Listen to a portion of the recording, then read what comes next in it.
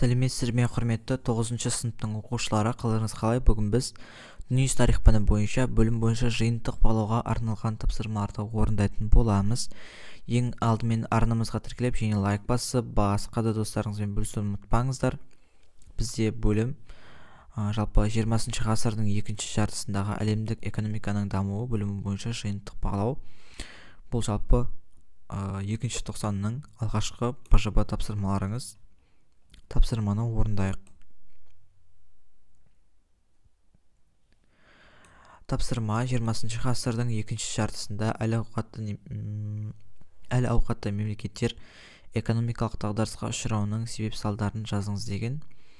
Бізде себептері және салдар деп бөлінген екен. Бізде жалпы себептеріне 2 себеп және салдарына да 2 салдарын жазады екенбіз. Бізде себептері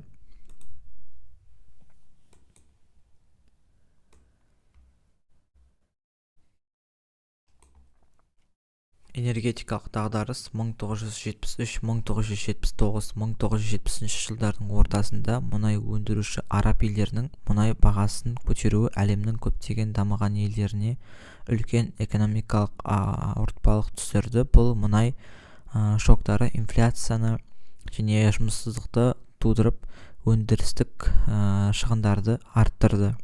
Өндірістің тоқырауы дамыған елдерде өндіріс өсімі бәсеңдеп, өндірістік қуаттар пайдаланылмады. Бұған техникалық жаңарудың баяулауы, жұмыс күшінің өнімділігінің төмендеуі, сондай-ақ әлемдік бәсекелестіктің артуы себеп болды. Келесі бұл салдары.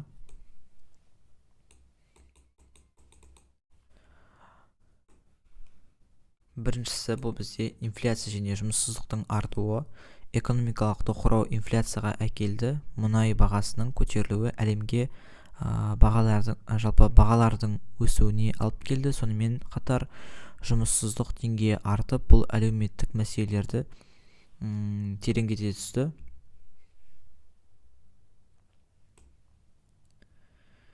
Екіншісі бұл социалистік елдермен бәсекенің шиеленісуі. Экономикалық дағдарыс батыс елдерінде әлеуметтік шиеленістерді, қаржылық тапшылықты, бюджет тапшылығын арттырды. Бұл өз кезегінде социалистік елдермен бәсекелестікті арттырды. Өйткені олар нарықтық экономикалармен салыстырғанда дағдарысты жеңу үшін өздерін тиімді жүйе ретінде көрсетуге тырысты. Келесі екінші тапсырма 20 ғасырдың 60-70 жылдарындағы КСР-ның экономикасы, саяси, әлеуметтік, технологиялық дамуына талдау жасаңыз деген. Бізде экономика 1960-70 жылдары КСР экономикасы баяу өсті. Ауыл шаруашылығында дағдарыс орын алды. Ол ауыр өнеркәсіпке көп көңіл бөлінді. Бірақ тұтыну тауарлары өндіріс артпады, мемлекеттік жоспарлау жүйесінің тиімділігі төмендеді. Келесі бұл саясат. КСР-да саяси билік коммунистік партияның қолында болды. Леонид Брежневтің тұсында саяси бостандықтар шектелді. Диссиденттер қуғын сүргінге ұшырады. Әлеуметтік жағдайы қалаларда ұзақ өмір сүру деңгейі жоғары болды, бірақ ауылдық жерлерде әлеуметтік жағдайы нашарлады. Білім беру мен денсаулық сақтау жүйелері кеңейтілді, бірақ сапасы төмен болды. Келесі бұл технология. Ғарыш саласындағы үлкен жетістіктерге қол жеткізді Юрий Гагарин, бірақ жалпы өндіріс пен технологиялық даму баяу жүрді. КСР батыс елдерінен артта қалды.